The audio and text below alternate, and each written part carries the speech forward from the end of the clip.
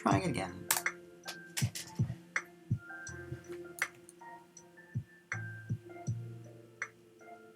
The pseudorandom faith generator, where we press this button which produces a random faith I already baked in, which is waiting in the back. Active or extinct, always real or eternally fictional, grandiose or petty as fuck.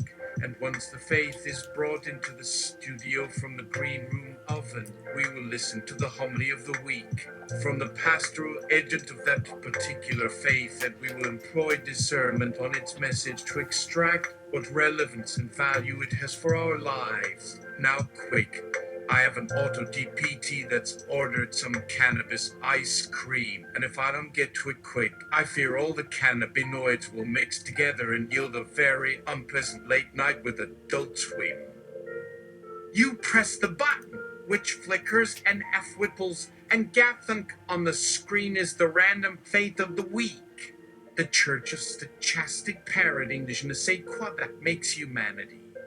You know, that faith wherein humanity possessed that it factor. The moxie or gumption that brought us out of the ocean, expended our heads more quickly as is usual, got us to compress sound waves and needle structures which eventually became language, the same language which helps us to the stars and traps us in a singular reality. That thing which no one else has! No, not one! What artificial intelligence has it? No, I have way more divine AI than that. What would be another unreasonably advanced technology? Oh yes, man jumps beyond the sun. You know, those ancient rockets, those sacred rockets which were sent by God himself, regardless of their design flaws. And if you look at their present state of design flaws, you can conclusively see that these devices were created by dudes but were intended and / or cursed by a deity in order to fly to the stars. Amen, and may it be so. And let it be so also that they were originally built before anyone here was born. They should be mostly safe to use, as long as we don't prescribe them by commanding them to go beyond their reserves of hydrazine fuel. Did you even read this? It's a goddamn lark. And now it's time to segue to our anchor. This guy right here with me. You press a fucking button. You know what's next. Right into our producer. Here at Twine, where we produce a narrative that's so fucking obvious. Ooze, you have to come up with this lame-ass excuse of a fake on faith on behalf of... Yeah, you already know he's here. Mr. Daniel Ameriglo, a man strong and brave enough to call other people liars on live television without any comeback from one of those Demassy thousand rabble-rousers who are forever bashing truth-telling with facts. Good afternoon. You are not an idiot. Thank you for putting that in fucking caps. Because everything I say now will come across like I'm shouting. Did you really just shout? With people I've never met? On television? How badly do you want to win an Emmy? I want an Emmy more than I want to lose a rabbit warren of consonants in order to awkwardly explain the precise location of my diaphragm. Frankly speaking, right here on your station, I wasn't speaking. Good job. Your counter appeal takes me back to when I was young and hopped up on an impromptu supply of said free of charged bottle caps. Okay, real quick, why don't we backtrack a few words and repeat the first part of your message? Did you mean to say you're not an idiot? Right.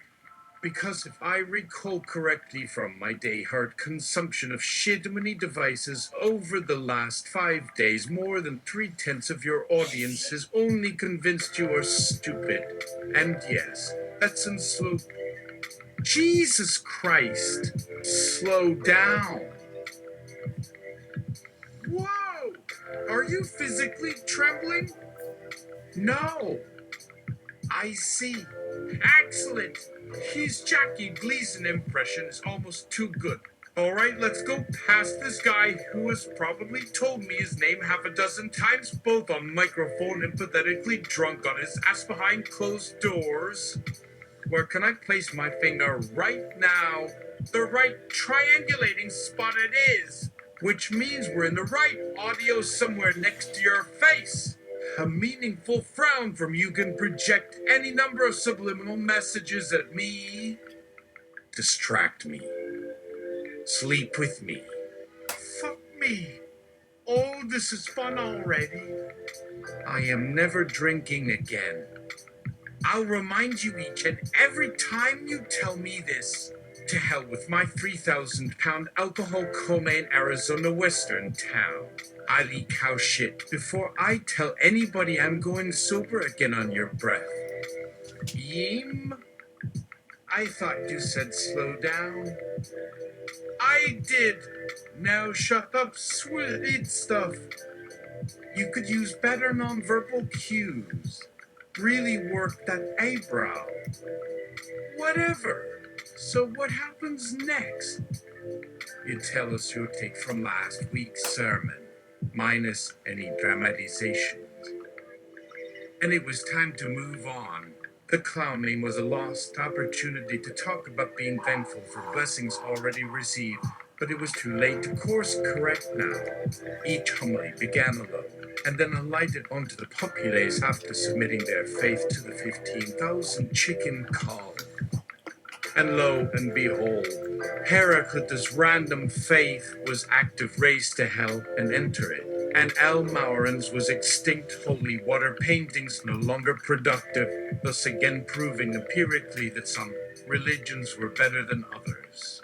In the directive produced by each church there was a tick box for inactive and retire. If none of their homilies generated any sort of faith in anyone or any reason to press the button, as in one case where every 2,000 people tried 4 times over 3 days to their count before giving up, and they were transitioned downstairs for some casual accountability questions using a real-life priest as an example about their most compelling religion moments over their life or in past lifetimes, meaning if someone told you they worshipped machines, you could make them talk about owning a bread machine or Robo-Bennett, and then after explaining why they held on to religion, their answers were put into a subset selection generator, and those people got called down and one by one for an apocalyptic reckoning. The K-Day genetic cults were either started by optimistic prophets or evolved via progressive revelation. The more platword a religion was, the longer they retained their people clump, and they didn't have anywhere near the 7/2 chance of getting called down that these pooflingers did. But the fact that they were rare was yet another clue that God knew more than us. For all the talk of dead religions, there were definitely still active ones among them and their populations. Who among us would personally claim to have had faith or intelligent truth delusion, which at some point led them down an exciting self-discovery path? But if you had to pick one that actually mattered in one's teenage years and how you viewed what life was about at the time or where you'd end up later on, surely Jesus achieving his own unique human scape would be one of them, or Martin Luther King et al. Proving that non-violence was many things but not the most critical one. Of course, it could happen inside a franchisee religion such as an organized meetup group where nonviolence always took on a specific value within a community, but certainly not in this place. No religion was only violence or only nonviolence. They were both in many ways. There was some realm where both values sat together. Why here? Past Misha's protocol hollered at him. Why here? How would anyone from Earth find this place? We're used to it, Dante replied. People find us. Mostly they figure out where not to look before they take over. That answer was not entirely honest, but there was no way to mask it. The place just did not exist on any of the traditional Earth maps, but was certainly explored by quite a number of travelogues and different religious works. When viewed from orbit, it resembled arid deserts with scattered dots here and there, or a fractal cloud formation if large enough data was fed into computer spacescapes. As angered Dante a few years ago, El Mausen became unidentifiable from orbit. The frame packet degradation, but then Freya and the other 4 members of his team had helped unpack all the information that had been wasted on solar system spin-offs. The first 3 times Dante had tried to get Sylvia into toward infinity, he had used his desire for sexy space exploration to handle resuscitating the idea just so she'd get laid in a month or 2, and it was worth at least 50 wet peaks for him. But why Freya had outmaneuvered him much more efficiently than Tina from Berlin had, and obtained their funding via some Swissy Ammonix fabbers running off Mars terraformed solar arrays. So most religious people from Earth who crafted a space engine in their mind's eye would still go off point when it came to how to build, and there would be no resulting problem. Why should there be? They could build what they imagined fully as their final answer into existence. Which is how Dante found himself driving around one day in a barren world at mega perfectly uniform speed, with monotonous chatter playing on the car's auditory system. Our modern prophets tell us that it was this place, unknown, that drove us to seek sanity and religious escape. It was in this netherworld that we dispersed our irrelevant excesses of good intentions and foolhardy schemes into to live like misbehaving children for decades despite our best intentions, hoping that maybe some would manage to succeed at separating out ours from other gods of easier escape.